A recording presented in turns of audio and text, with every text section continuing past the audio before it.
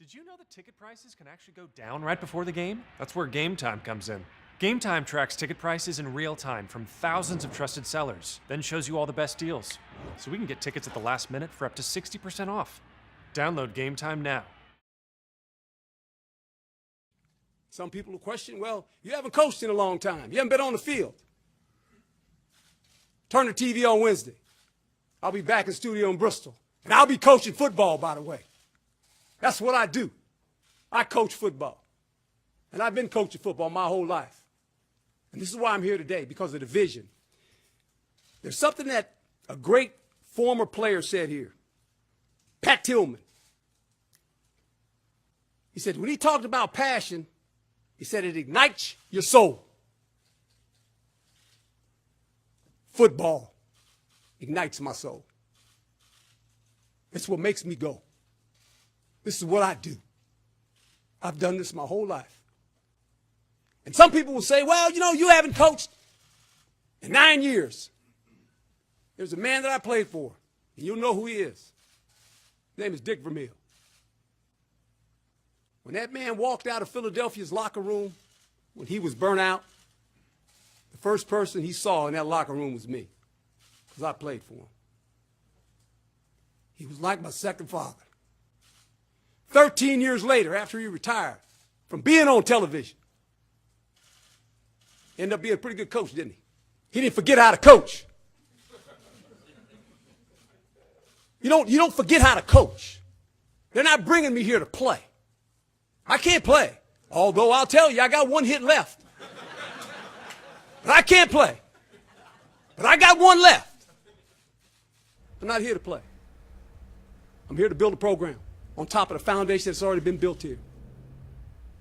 Hello and welcome into College Football Daily. I'm your host, Giorgio, alongside our college football analysts here at Chat Sports, James Yoder and Tom Downey. Guys, how you doing today? Doing great. There's so much news in college football. It's like it never ends. They're doing a great job of keeping themselves in the news, guys, almost every single day with coaching searches. This has been the best coaching searching season of all time. Now all this new recruiting news, all kinds of things going on with college football awards this week. It's going to be awesome. I love college football. It's the chaos. offseason is almost as good as the regular season. And we haven't got into primetime recruiting season yet. That's going to be great. That's gonna be great. All right, folks, we want to remind you that today's show is brought to you by Game Time. Download the Game Time app if you need last-minute sports or concert tickets. Chatsports.com/tickets is how you get the app, James. The reviews speak for themselves. Tom, it is up to 60% off if you wait till right before the game, maybe 10, 15 minutes, get those push notifications on. It's 5 times at least since September, since I started using Game Time as my main app. I've gone to a game and just laughed for the guy next to me how much he paid face value. I'm paying 60% off. The app tracks ticket prices in real time. That's how you know that you're getting the best deal out there. Chatsports.com/tickets. Guys, next time the Mavs are in town, you'll see me at the game using the Game Time app. It's the way to go. But let's go ahead and get into it, okay? Florida State has hired Oregon's former head coach, Willie Taggart. Before we just go off on this, let's take it to a reaction poll. All right, he was only there for 1 year, you guys, so should coaches be allowed to leave after 1 year with no penalty if players aren't allowed? Like, there's two ways to think about this, okay? It's a free market society. People should be allowed to do what they want. These are guys, adults, they're making millions of dollars, and they're professionals, right? So they should be able to move it because, frankly, their coaches, their assistant coaches move around. They could get fired by the school. We've seen plenty of times where coaches, more in the pros than in college, of course, that they get fired after 1 year as a college football coach. But this is not that situation. This reminds me, the only time I can think of something like this, a major school to major school, Power 5 to Power 5, a team that is one of the highest levels like Oregon, and same with Florida State, not like 20 years ago. I'm talking about this decade. They've both been in national championship games. To switch schools like that, I don't like it at all, Tom. I really don't, because one, I think it's disingenuous to take a job if you're already eyeing your next job. Or if there's a list of 20 schools you're going to take the second they come open, that means you've already got your eye out the door. You're not giving your recruits a fair shake when they commit to you and their parents. And then secondly, we're seeing a situation like at Oregon where it doesn't work out with their coach. They get fired. Now they're in sanctions. At Ole Miss.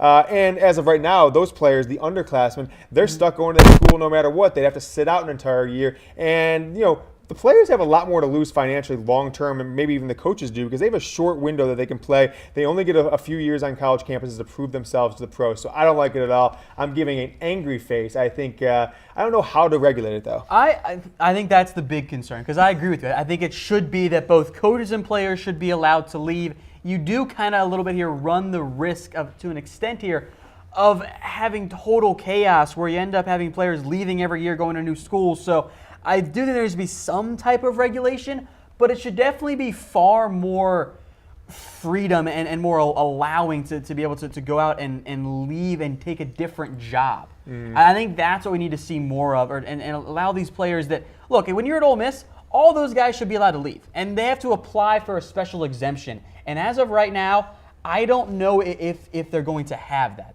James, and that's what kind of concerns me in the end. Well, we want to know what you guys think at home, so make sure to get in those reactions. Should coaches be allowed to leave after 1 year with no penalty if players aren't? Throw up an angry face for no, unfair to the players, or like for yes, they are professionals. But guys, let's go ahead and take it and talk more about this hire. 6 years, $30 million contract. I mean, as an FSU alum, I'll start first. This guy would have liked to see a bigger name at such a notable school, but he completely turned Western Kentucky around, turned around USF. He also is one of the top recruiters in the country because of the talent he was able to bring into both of those programs. He has an offensive mind, a younger guy, Florida native. I'm excited to see how he fills these big shoes, and not to mention the pressure's on, third head coach at Florida State in over 40 years. You know, it's funny you mentioned that he's 41 years old. I just looked up for the show.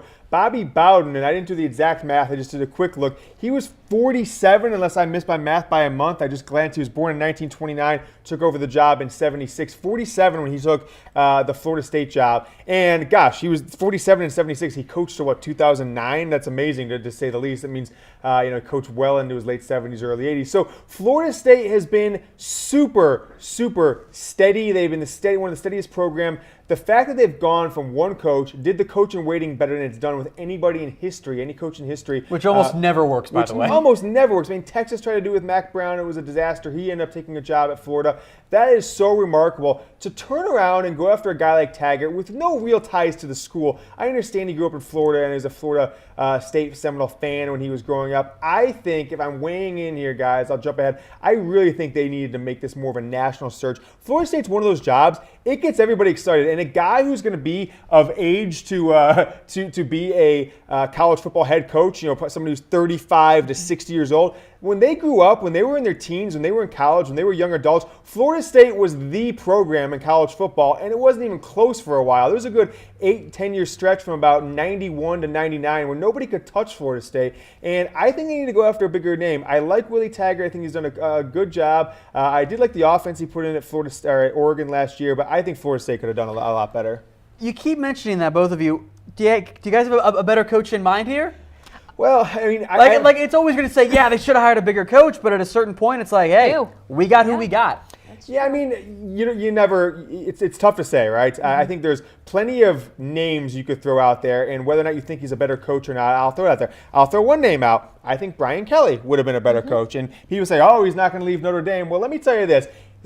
15 months ago, there was a group of boosters that included a group of guys on a Sunday morning after a loss about 6 games into the year that included the athletic director. They were already lining up their short list to fire him last year. They ended up not, and they turned it around this year. I think Brian Kelly would have been a better coach. I think you could have looked at a guy like Rich Rodriguez. I know he's kind of floundered here and there, but I do think Florida State is the kind of school like West Virginia where you can recruit those type of players, go, play basketball on grass, do all that stuff. How about this one? We're throwing out Rich Rod in comparison to Willie Taggart. It ruins your entire argument. By the way, Willie Taggart has never coached the number 1 team in America. Rich Rod has. Now, let me throw one out there, too. This is one that I really think they should have considered. Didn't even hear his name.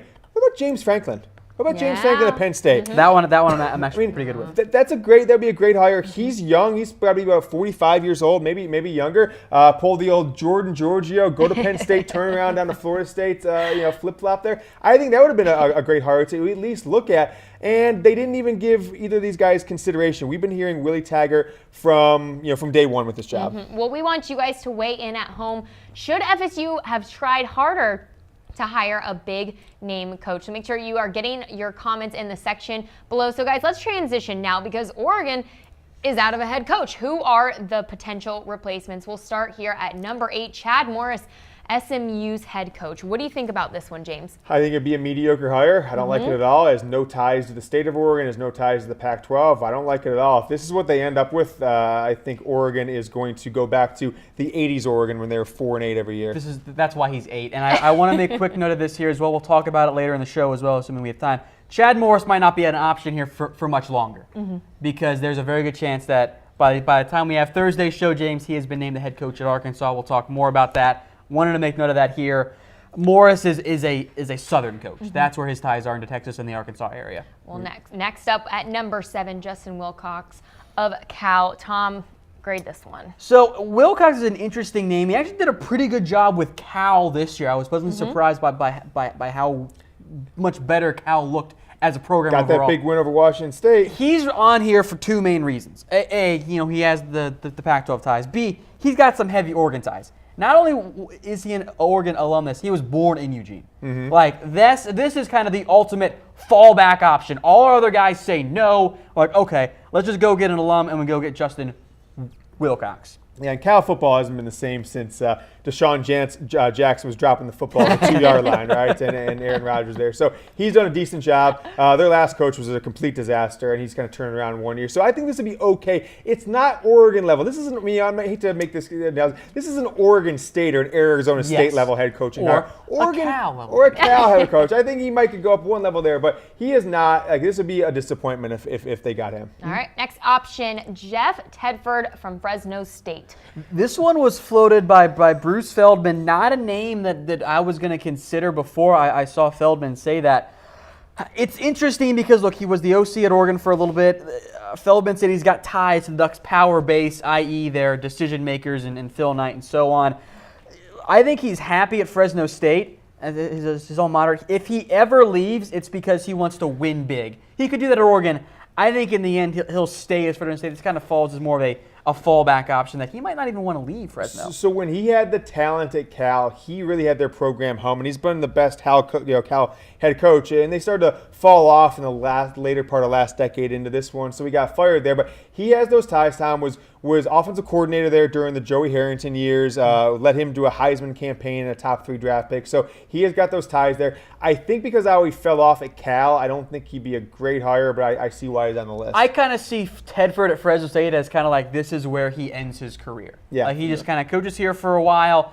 Fresno State had a great year this year, a very surprising good year. I think he's still a good coach, but I think in the end he stays at Fresno State and is happy where he's at. Okay, getting into the top 5 of our possible replacements, Mike Leach, guys, of Washington State. Look, Leach almost left His Washington name has been State. thrown out there. He was this close to the Tennessee job. Had John Curry not been fired at Tennessee, he might not be an option on here whatsoever. You know, I've heard rumors, and I haven't really seen these spread too widely, but I heard this is the reason that Curry ended up getting fired, because there was some considerable discussions with him after the entire Shiano thing that he needed to run everything past the AD and this committee that they had set up, and he went out and flew to the West Coast in like a 12-hour back and forth without consulting anybody. They found out about him, put the kibosh on. So I think Leach is a little bit of a it would be a risky hire, but it would fit Oregon, right? So they have been, for the last 20 years, a high-flying offense. They wear wacky uniforms, a different uniform every week, and there's not that media pressure where, you know, the crazy things he says is gonna, you know, get him in trouble like it probably would at Tennessee or maybe a Florida if he had took one of those jobs. Yeah. Next up at number 4, Kevin Sumlin, ex-Texas A&M head coach.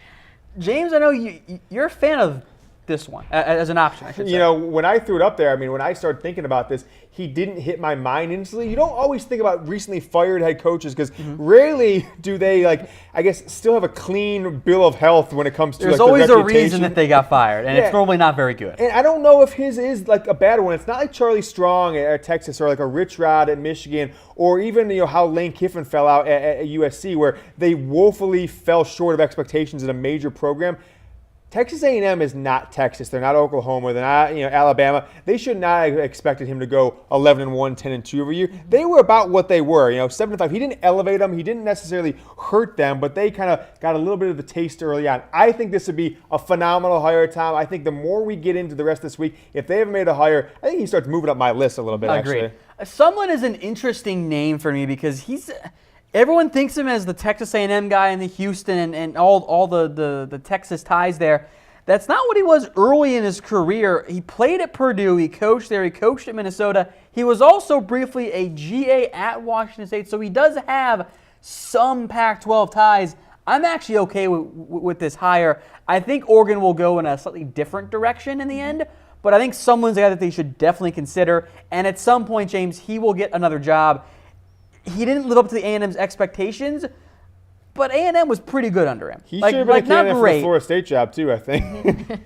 All right, guys, moving on. Number 3, Jim McElwain, ex-Florida Gators head coach. Throwing his name out there. We just mentioned the last ex-head coach, James. What do you think of McElwain as an option? I didn't, I think Sumlin performed better at Texas A&M versus expectations than McElwain did at Florida. I know McElwain had back-to-back SEC championship appearances where he got ran by Alabama in back-to-back years in 2015 and 2016. But things were falling apart this year, Tom. I saw Florida in person, and I never really get a chance to see SEC championship or SEC football in person, given that I've lived on the West Coast for the last several years. But I saw them play Michigan first game of the year. 5 years ago, I saw Alabama play Michigan. I said the same thing. There's not a single player on Michigan that could start for Alabama. I did the opposite this year. I said there's not a single player on Florida that could start for Michigan. And that's sad because this is a Michigan team that went 8-4. He didn't get it done there. I don't think Oregon fans will be too excited about this hire, though he does have Northwest ties, going to school, D2 school in the state of Washington. He coached he's from Montana as well, coached at Colorado State. The rule of being the Florida Gators head coach is that once you are fired or you leave, you will get another job somewhere else. It's happened every single time. And it's almost always a Power 5 program. I think back to Ron Zook, for example. Illinois. We saw what happened with Will Muschamp. Spurrier, of course, I think was a little bit different example because he went on to the NFL and then so on. So he'll get another shot.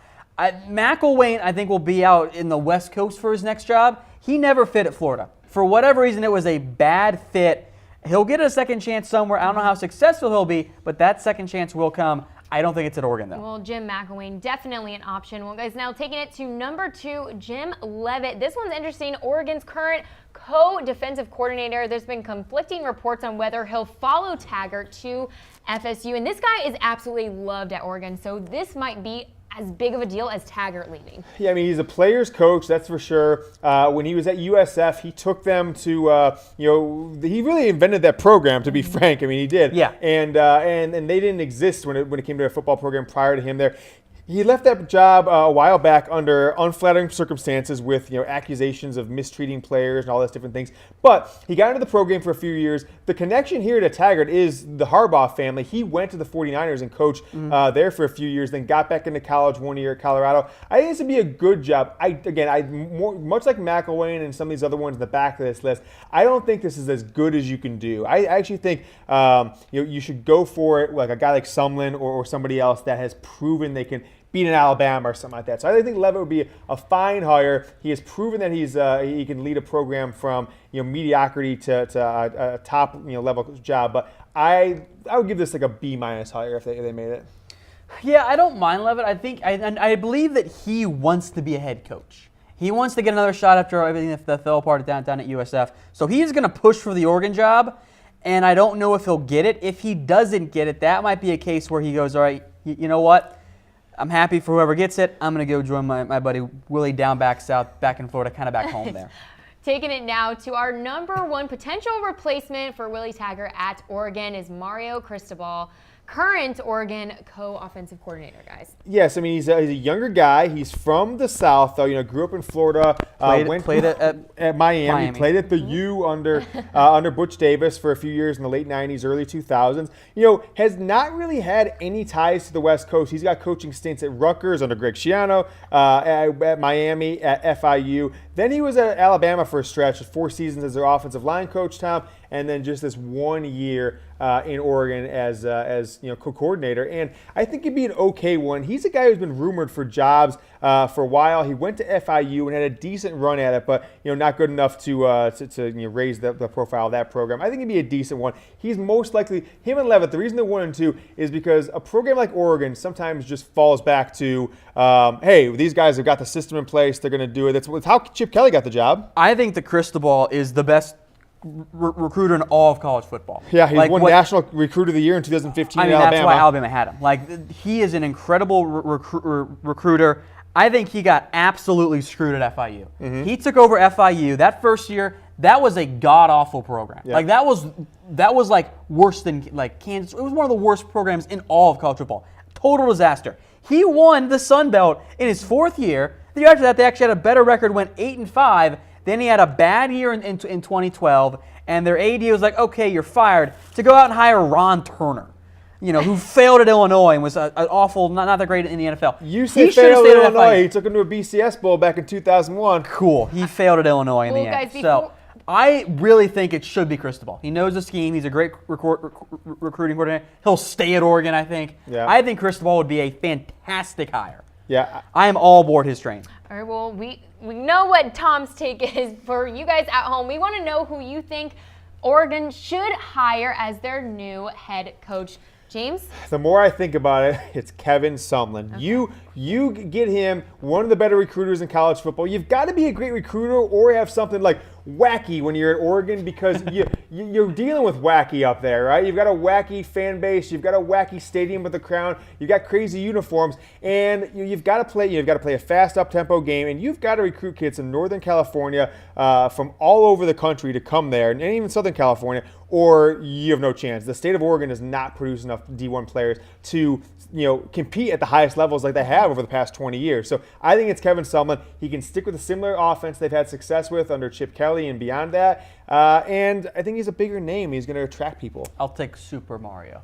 Keep all the current recruits. It was a really good recruiting class. Keep them committed, because you're able to keep at least most of them committed, because they're going to lose some to FSU. One name I'm going to throw out there, and you might say I'm crazy, but you're crazy. A guy named Michael Johnson's the wide receiver coach. Been there for 1 year.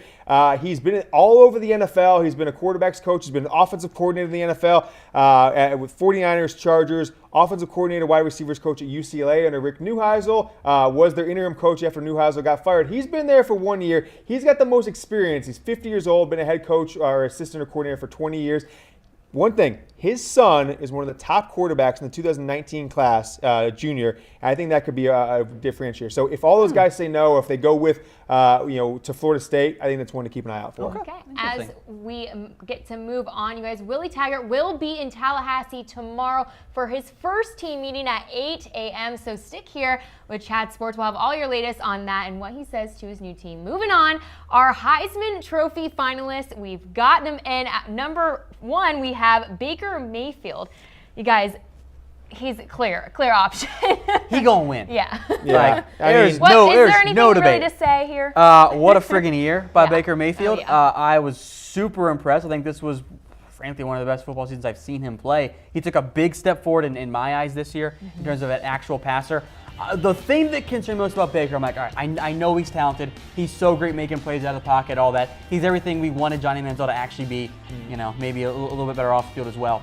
But Baker, they lost D.D. Westbrook, Joe Mixon, and Samaje Perine. They're 3 best offensive players. Baker Mayfield was better this year. Yeah, unbelievable. It's really amazing, and it's why, at the end of the day, any football team, whether it's high school, pro, or college, it really comes down to who your quarterback, who your head coach is. They've had that continuity at Oklahoma with, Bob Stoops for a long time, and then Lincoln Riley comes in to keep that same system in. And you've got Baker Mayfield, you have a chance to win. And Tom, the 71%, that used to be like 67, 68% used to be like absurd. And he threw 71%. These numbers are out of this world. I might go out on a limb here, and people might call me crazy. If they win the national championship, you're going to have to find me a better quarterback in the history of college football. I really can't find one. 3 top 4s in the Heisman he'll have after this one. He's obviously in the top 3. He's going to win it. He'll have a national championship. He'll have another playoff appearance. Find me a better quarterback in the history of college football. I can't find one.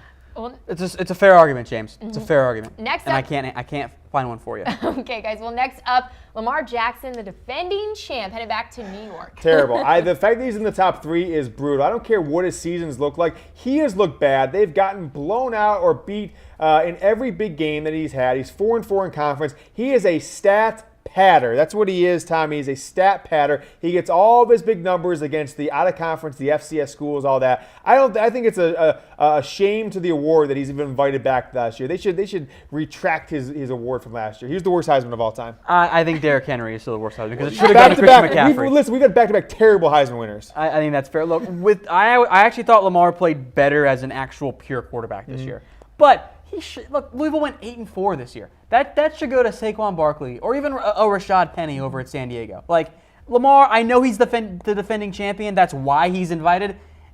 Bring a 4th. Don't make him one of 3. He just didn't deserve it. Well, lastly, still puts up absurd stats, though, yes, which is that's awesome. true. Okay. Well, lastly, we've got Bryce Love from Stanford. James, as you and I have talked about before, the curse of being Stanford is that you finish second in the Heisman. I mean, this will be their 5th Heisman Trophy runner-up in 9 years. That is unbelievable. That is just insane. It's almost like impossible. Like at some point they should win one. Mm-hmm. Well, McCaffrey should have. McCaffrey won the Heisman as far as I'm concerned. I think Toby Garrett should have won it. White Andrew Thunder Luck probably should have won it. He went up against 2 of the better Heisman Trophy winners in Cam Newton and RG3. But I love this kid. Tom, when you watch him play, he's got the number of Barry Sanders. He's got the moves of Barry Sanders. I think it's Barry Sanders in a red jersey. He is so good. I hope he comes back for another season because I think college football deserves another year of Bryce Love in this system, which is super run heavy. I do think, unfortunately, though, what you'll see is that he's going to go pro. Yeah. Look, I think, especially when you're a halfback, when you got the chance to go pro and you're going to be a first, second, third round pick, because halfbacks' shelf lives are so much shorter than a lot of other positions in the NFL,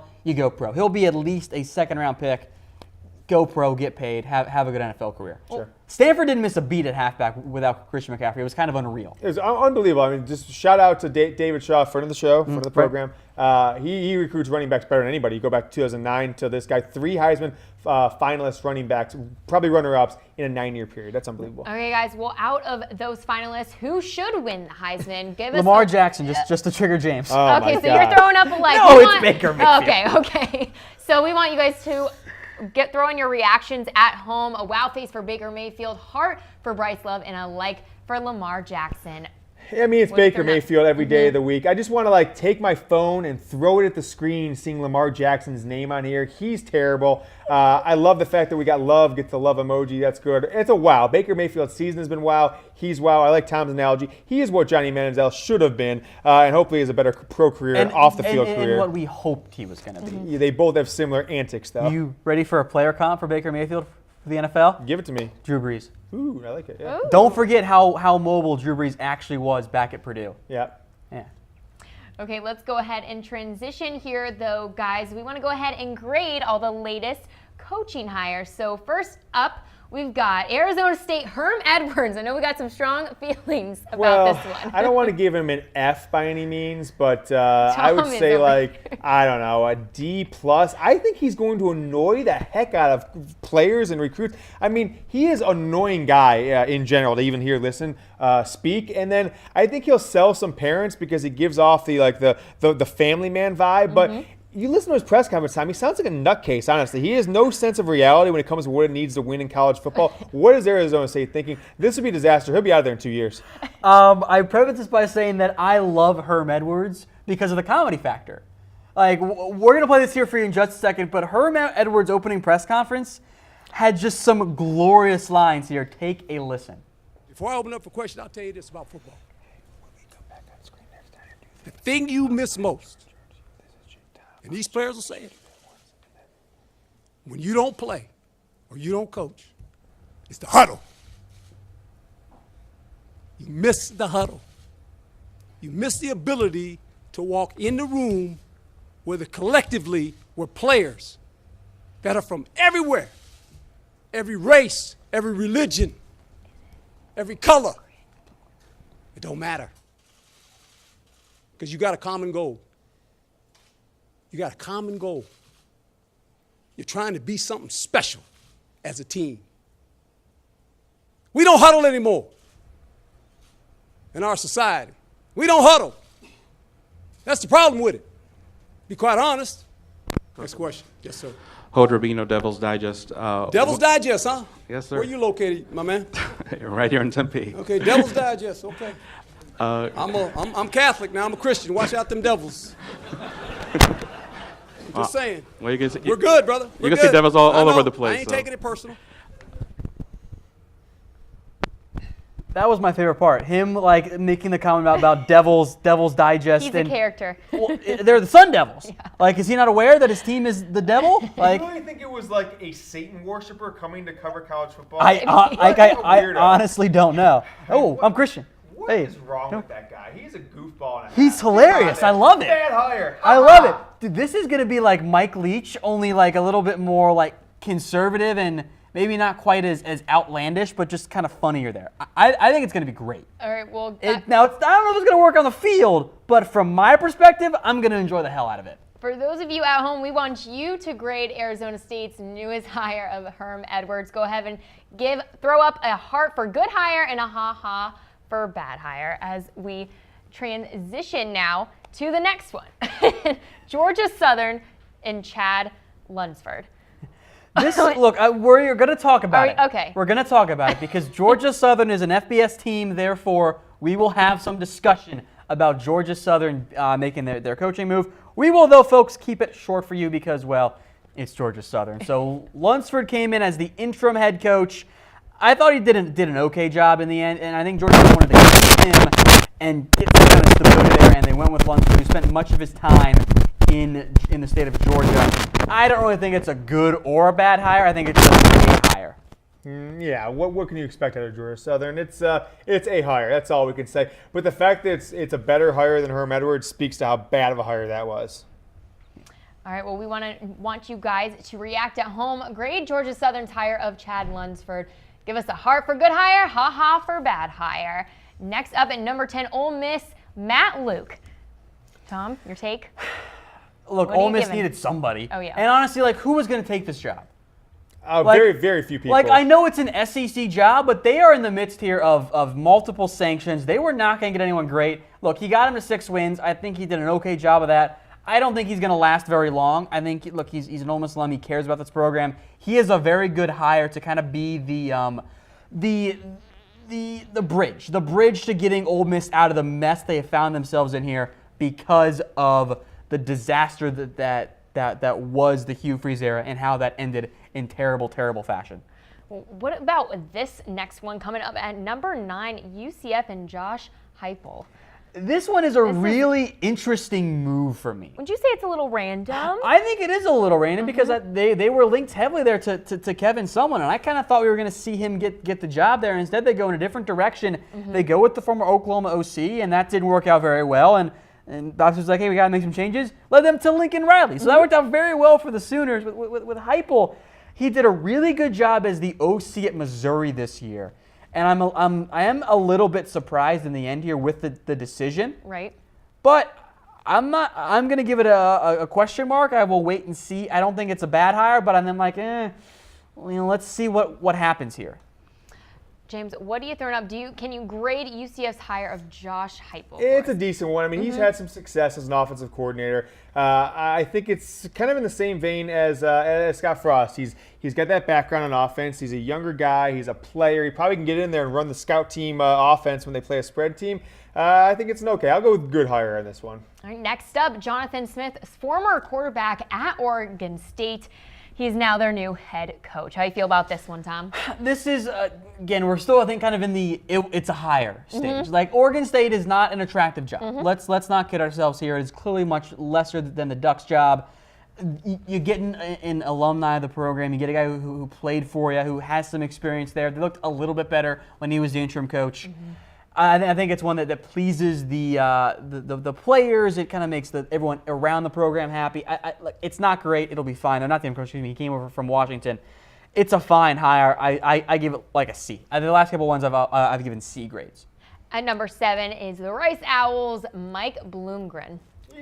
I mean, he's okay. He's okay. I mean, he learned under a couple, a great head coach in David Shaw. He has had 2 Heisman Trophy finalists in the last 3 years at tailback, so he knows how to use the running back position, and he has done a really good job developing quarterbacks there. We saw it with KJ Costello down the stretch last year, so I'll give it again. I think it's just a hire. It's not going to blow anybody away. I don't know what you expect from Rice. I'm surprised he took this job. Look, we're at Rice. I actually think that's why I like this job. You go out and you get a good young coach at Stanford's OC. I think that builds in the right direction. He's not going to stay there forever if he has success. That's not the plan of hiring him. But I like this hire for Rice. I actually give this a solid B. This is, I think, one of the better hires among the lesser programs that you're going to find out there this year. Okay, guys, what about this one? Joe Moorhead to Mississippi State. What do you think? I like it. I like it a lot. Oh, you like it? I Okay. think he's done a really good job at Penn State. He did a really good job prior to that at Fordham, and he, the only thing that is holding him back is he doesn't really have any ties to that region of the country. But I like it a lot. I'm gonna give it. He did a very good job at Fordham, and then he took the Penn State job, and that offense took a big step forward under him. I've been impressed by Joe Moorhead. I think this is a great hire. Now, we'll see how he fits in the South, but Dan Mullen kind of had a bit of a similar background, minus being the OC at Florida. I think this is a good hire. This is a very, very quality one. Reminder that my name is Giorgio, your host of College Football Daily, alongside our college football analyst here at Chat Sports, James Yoder, and Tom Downey.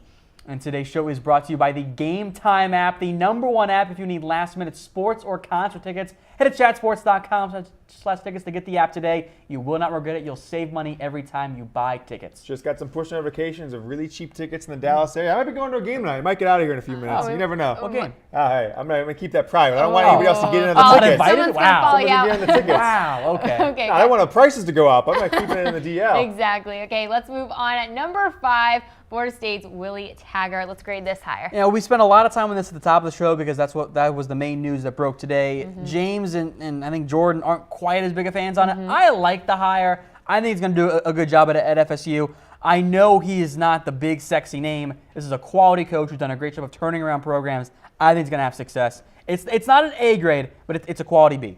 I think his ability to recruit at the highest level, and the fact that he's worked in a program like Stanford, he got up into Oregon, he has those ties to Florida State. He's going to do a good job of recruiting because I think he's going to plant his flag there and say, hey, I'm here for 20 years. You can send your son to me, although he didn't say that at Oregon. I'm just a little bit disappointed in him leaving Oregon after 1 season, but I'm going to go with a good hire on this one. Those of you at home, make sure to grade FSU's newest hire of Willie Taggart. Throw up a heart for good hire, ha-ha for bad hire. Moving on at number 4, Florida Gators, the newest head coach, Dan Mullen. James, Tom? I feel good because we called it there. Yes, you did. We called this in the end, James, of Florida hiring Dan Mullen. Now, they went hard for Chip Kelly, who obviously we'll get to here in just a little bit, folks. But Dan Mullen, I like the hire. He knows the program. I thought he did a great job with Mississippi State. That is not a great program. And he made it into a very successful one that was consistently successful. You know, they weren't, winning the SEC, but that's not the job of the Mississippi State coach. That's not what that program is. At Florida, he will be expected to compete for SEC titles. I think he will win several of them as well. Yeah, I mean, this is a good coaching hire. I think they should have gone a little higher. I think they should have shot for the highest levels of coaching. Whether it's Chip Kelly, I don't think they made a true run at him, but it's a good backup. It's a B for me because of his ties to Urban Meyer and of course his experience winning national championships there as the offensive coordinator. Make sure you are throwing up those reactions at home. Give us a heart for good hire and a ha-ha for bad hire on Florida Gators new head coach Dan Mullen. It's not quite an A for me. I give this a very good B+. So I think Mullen's going to have success. I like him a lot. I'm going to go with, I'm going to go with a B on this time. Okay. I'm not going to give it a B+. It is a B because, he never beat Nick Saban. 0-10 versus Nick Saban. It's hard to beat Nick Saban, though. Yeah, just like most teams don't beat Nick Saban. Well, next up, guys, number 3, Scott Frost. He broke hearts in Orlando. He's the newest Nebraska head coach. Of course he was going to leave. That wasn't a surprise at all. Right. I think everyone knew that Scott Frost was going to go out and he was going to take the Nebraska job if he didn't get a different job. And it is a fantastic hire here, James. To get Scott Frost, I mean, Nebraska could not have done a better job. Plain and simple. This is the best hire they could have possibly made. This is a Urban Meyer at Ohio State, Jim Harbaugh. The coach matches the program better than anybody could ask for. It's awesome. Definitely. Make sure to throw up those reactions at home and grade Nebraska's hire of Scott Frost. Give us a heart for good hire and a ha-ha for bad hire.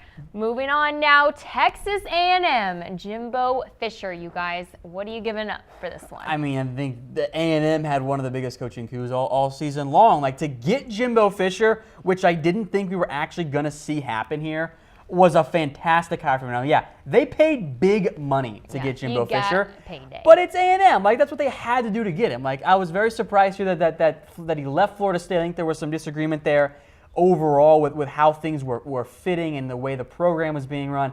Getting Jimbo Fisher, Jordan, was a home run hire for A&M. I was a little concerned what happened if they didn't get Jimbo Fisher, who they were going to end up turning to.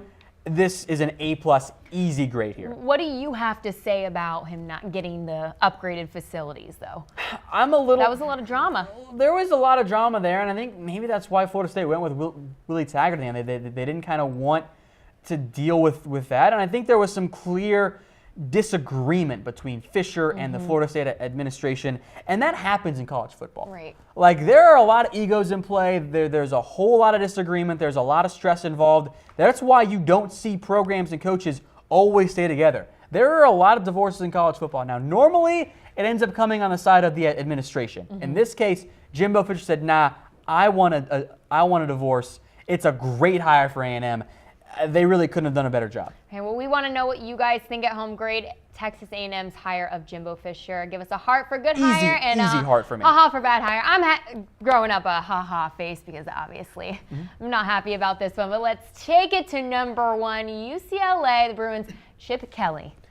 A steal. Yes. I thought Kelly was going to Florida. Then UCLA makes the move to fire Jim Mora. And in a very short turnaround, they're able to land Chip Kelly. UCLA nailed this more than any other program out there. And I don't mean any disrespect to Jimbo Fisher or any disrespect to A&M or anyone else there.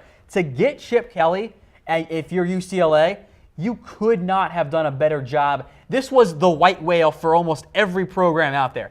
This is who everybody wanted to hire, and UCLA was able to do it, beating out a program like Florida, which I think is probably a better job than Florida, than UCLA. But I guess Kelly wanted to go out to the West Coast. He's done that. Now we're sitting here with Chip Kelly in position to build UCLA into a power that can rival USC. Now, he's got a bit of a tricky job in front of him, although UCLA has recruited very well under Jim Moore. That they got some big names there. But I love the hire of Chip Kelly. This is an A++++, unlimited pluses. UCLA, a 100% home run hire here. They could not have done a better job. You know, other than Urban Meyer going to Ohio State, there was not a better free agent in in the history of sports, maybe, as a coach, a guy who was sitting on the sidelines, not coaching.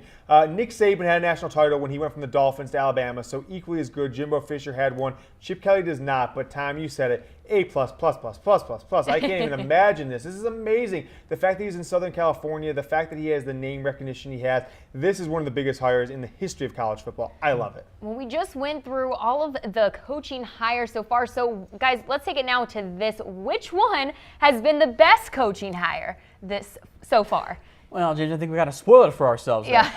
The answer is Chip Kelly. Okay. And I don't mean to any kind of disrespect here for what Florida did. I love their coaching hires. I love what A&M did. I love what Nebraska did. I think Nebraska fans are going to be a little upset here because, well, they got their guy. But I think you consider the level of the program compared to the quality of coach that they got, I think UCLA is the best one.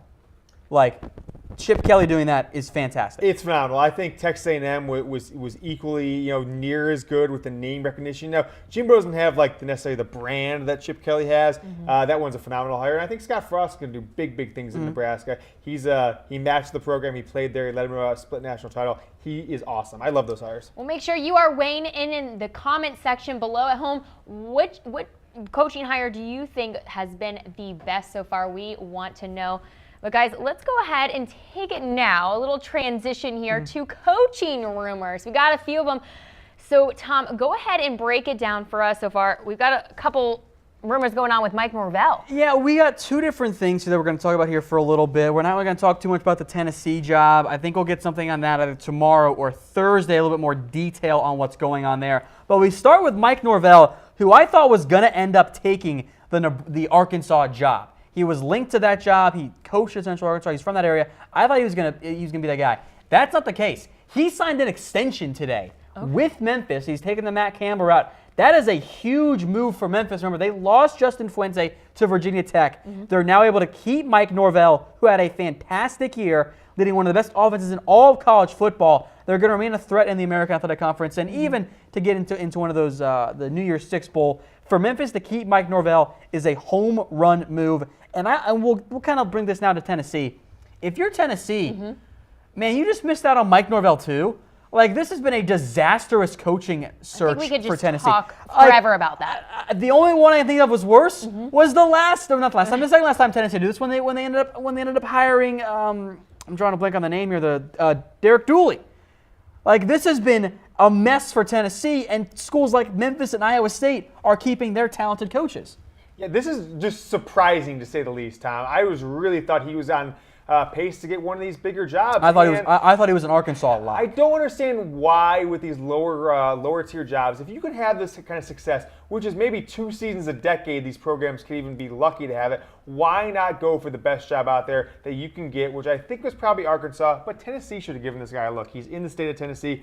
I think he's making a big mistake by staying at Memphis because you never know when that lightning in a bottle of getting these big seasons and playing in a conference championship game, how long that's going to last. They go 7-5 next year, Tom. Nobody's requesting that he for an interview to get him as their head coach. So I think you need to strike when the iron's hot when you're these kind of guys, and he didn't do it. So I'm not sure why. I love his offense though. I'm actually okay with it because I think too often we see coaches they take the first job that they get. And I look at a guy like Darrell Hazel, did the same thing at Kent State. Now maybe he did a good job to strike while they start because he was a disaster at Purdue. Maybe Purdue wasn't the right fit for him. I like it when coaches try to target a specific job and when they're willing to stay in the same area. Because in the end, if you're a good coach, you should be able to have success at a job like Memphis, at a MAC, at a Conference USA school. So I am glad that he's stayed for Memphis purposes, but I am surprised Arkansas wasn't able to get him, or Arkansas wasn't able to get somebody else, or Tennessee wasn't able to lure him there. So congrats to Memphis and Mike Norvell. He's going to remain a very hot candidate. I look at a guy, James, like a Tom Herman, who stayed at Houston maybe a year longer than he could have, didn't take the South Carolina job, then ended up at Texas, and it was a home run hire. But he was only there for 2 years, Tom. Yes. At Houston. I know he could have left after year one, but Norvell's only in his I know he's in his second year. So now, and Urban Meyer, think back to when he was at Utah, only stayed there 2 years, only stayed at Bowling Green 2 years. I think there's a formula there. Norvell needs to subscribe to that formula or get it cooking down there in Memphis and go take a bigger job. Okay. All right, guys, let's transition here to our next coaching rumor. Chad Morris, currently the head coach at SMU. Possibly a front runner for the Arkansas. I don't think he's the front runner. I think he is the guy who's going to get the job. There was a report that he'd already been hired. That hasn't been confirmed, that we've been able to confirm, or been confirmed by some of the bigger names out there, like a Bruce Feldman, for example. But I think Chad Morris is going to end up at Arkansas. It's an interesting hire. I thought if A&M had missed on Kevin Sumlin, Morris was going to be the hire. He's a Southern guy, was the OC at Clemson, and that's why you see that third bullet point there, and it could be a big one for college football. Morris and Brett Venables are very close friends. When Morris left Clemson, Venables bought his house. Like they're that level of friendship there. They're very close. If and when Morris gets the job, he is going to try and hire Brett Venables away from Clemson, which would be huge to be his DC. Why would Venables leave? You're at the pinnacle of college football right now. You're positioning yourself for a big head coaching job if you're Venables, if you ever want one. And maybe the case where he doesn't want. Why would you leave Clemson to go to Arkansas? That makes no sense to me. I understand that they were coordinators together there at Clemson, but that would make no sense to me unless Arkansas is just going to pull out the cash money, baby. Because Clemson's paying him some of the highest, he's one of the highest paid coordinators guys already. So I'm not sure what more they can do unless they're going to pay $2.5 million a year. So I don't understand the draw with Chad Morris. Tom, I've been coming to Dallas for work at Chat Sports Studios for 3.5 months now. I haven't heard a single person mention the words SMU football to me in all my interactions. So he's not done anything. If I'm living in Orlando, I'm certainly hearing UCF football, right? SMU was a dumpster fire before he took over. He's built them in the right direction. So I like Chad Morris. He's not really all that different from a Brent Venables, but with head coaching experience. That's where he is. You know, who's a dumpster fire was UCF at 0-12. Yes, 2 it years was. later, 12-0. Hey, he's not Scott Frost. Like I will agree with you on that, but he's still a very quality head coach. And James, I want to make one note on something you just mentioned, the money side of things. For a lot of these big name coordinators like a Brent Venables, when they go and take a head coaching job, they take a pay reduction. Like, they take less money. I think of a guy like, I'll go back to my alma mater, Chuck Martin, took a significant pay reduction to go from the Notre Dame OC to be the Miami head coach because he wanted to be a head coach, thought he could do it. That's why you sometimes see these coordinators target less about the money and less about what job they're taking next, but what sets them up better for their future. Nothing's setting you better up for your future than being the head coach at Clemson. That I agree with. The defense coordinator at Clemson. Now that I will agree with there for you folks. Today's show is also brought to you by the Game Time app. If you need last-minute sports or concert tickets, get the Game Time app at chatsports.com/tickets. Up to 60% off because they track their tickets in real time from thousands of trusted sellers. James, you're going to get the best deal easy. You know, I have gone to multiple games. I've gone to multiple games this year, Tom, and sat next to somebody. I just nudge them. Hey, what'd you pay for your tickets, man? I'll hear it. I'd be like, what a bum! I tell them about Game Time the app. They're thanking me afterwards. Like, I paid 60% less than you, man. We bought the same ticket, right? So Game Time is like my secret weapon when it comes to saving money on last-minute sports tickets. Definitely the way to go, guys. Let's take it back to our 3 Heisman Trophy finalists that were announced yesterday. First up, Baker Mayfield, quarterback for the Sooners. How do you feel about this one? He's going to win. He's going to win. He's going to win easy. This is an easy run for Baker Mayfield. He will be your Heisman Trophy winner, and that's not much of a surprise to me. The way he's played this year, it's an easy decision. 2 other finalists, the guys that are going to be invited to New York. Lamar Jackson is the next one up here, and the Heisman winner last year. I thought it was a surprise to me. I didn't think he was deserving of it because Louisville wasn't as good this year. I think in the end, the decision to do it was because he's the defending champion, put up video game numbers again this year, improved as a passer, but he wasn't as good because the team around him was awful. When Lamar Jackson leaves next year, assuming he goes to the NFL, Louisville might not make a bowl game. Like, they are not in great shape without Jackson. Mm-hmm. Well, next up, we got Bryce Love, running back for Stanford. The rule of being a Stanford player is that when you have a great year, you finish second in the Heisman race. And I think that's what's going to happen here with Bryce Love. He put up absurd numbers. With Christian McCaffrey gone, Stanford didn't miss a beat with Love at halfback, which is insane to think about because McCaffrey was a top 10 pick. Bryce Love might not go as high, but he's going to be an early draft pick once he declares. Most definitely. And lastly, we've got the defending champ, Lamar Jackson. How do you feel about this one? I know we have some strong feelings. Well, I think with Lamar, you didn't really deserve it, and those are your 3 finalists: Baker Mayfield, Lamar Jackson, Bryce Love. So that's it. Okay. Well, let's go ahead and just recap that. Your final Heisman Trophy finalists, we've got Baker Mayfield, Oklahoma Sooners quarterback. At number 2, Lamar Jackson from Louisville. And number 3, Bryce Love. Well, with transition here to the latest coaching hire rankings. At number 12, we've got Arizona State's Herm Edwards. It's a weird hire. It's very weird. We didn't mention this earlier in the show, but Arizona State has been hyping this up as some type of it's like Herm is going to be the CEO and the coordinators are going to kind of run they're trying to hype this as the new way to coach football. It's really weird, and I think at the end of the day, this is going to blow up in Arizona State's face. One more note here on Herm Edwards. The AD for Arizona State, his former agent. Interesting, isn't it? Kind of obvious why he got hired. Kind of obvious. At number 11, though, Georgia Southern, Chad Lunsford. Look, we promised we were going to talk about Georgia Southern, so we did. Chad Lunsford was the interim coach. We'll see what happens there. In the end, it's Georgia Southern. I know most of you guys don't care, but he did make them look a little bit better once he took over as the interim coach.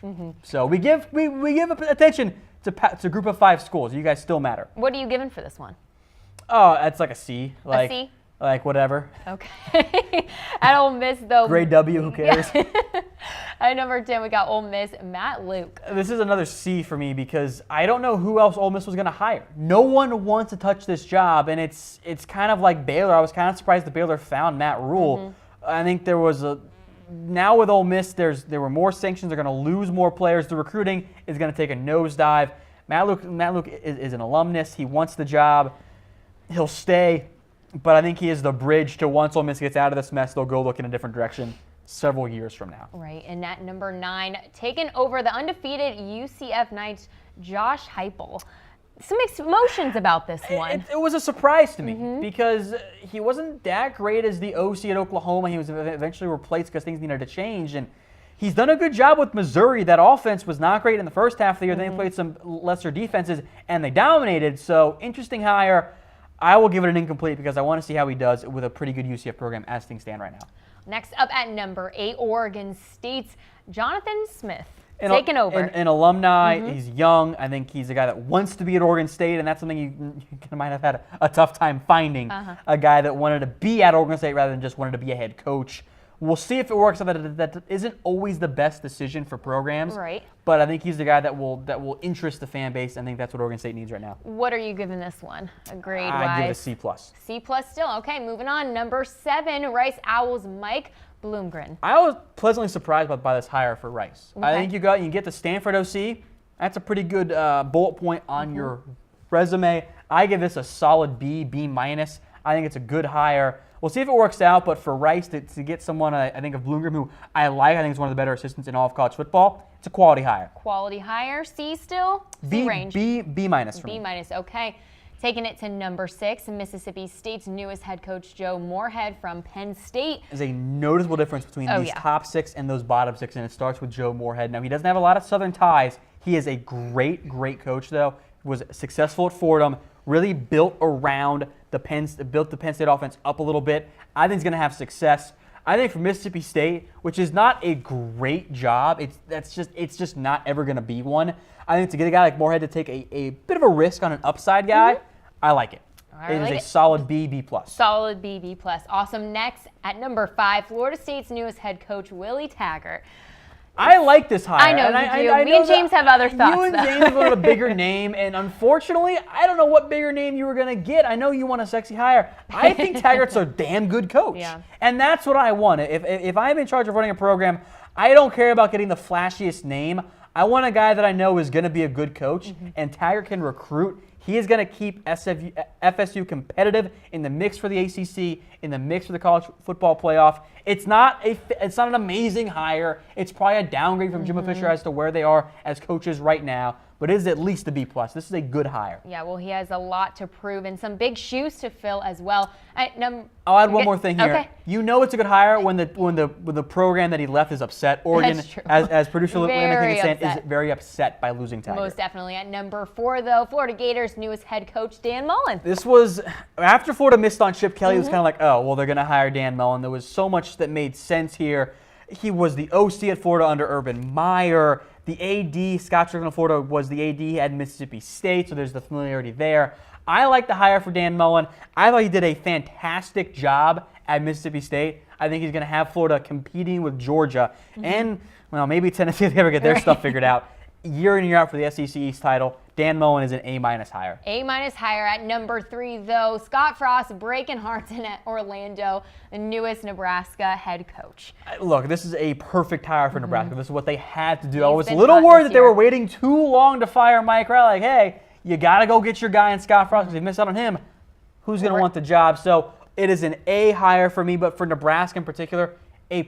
Yeah. This is exactly what they needed. What do you feel about, though, quick question, him coaching the bowl game? It's not great for Nebraska, Right. I think, because sometimes when you're like an assistant and you're going to a lesser program, it's better because teams see you on TV. The recruits can, oh, that's the guy, because they're going to mention, oh, the DC's going to so-and-so. But I think in this particular spot, you got to go recruit. Yeah. Now, it's great for UCF, but I think for Scott Frost, Nebraska maybe wasn't the best decision. All right, and at number 2, Texas A&M getting Jimbo Fisher from Florida State. A+ hire to pull him away when LSU couldn't even do it. Yeah. A fantastic move there by A&M. I'm still surprised in the end that Fisher wanted out. I think he and FSU weren't seeing eye to eye, but for A&M, they nailed it. And this was a bit of a risk because if they had missed on Jimbo Fisher, they were going, I think, with a downgrade from Kevin Sumlin. Instead, they get an upgrade. Fantastic hire. Next up at number 1, UCLA, the Bruins getting Chip Kelly. Best hire of all this season in college football. Okay. And it's Chip Kelly. He was the white whale for Florida, for A&M, for so many programs here.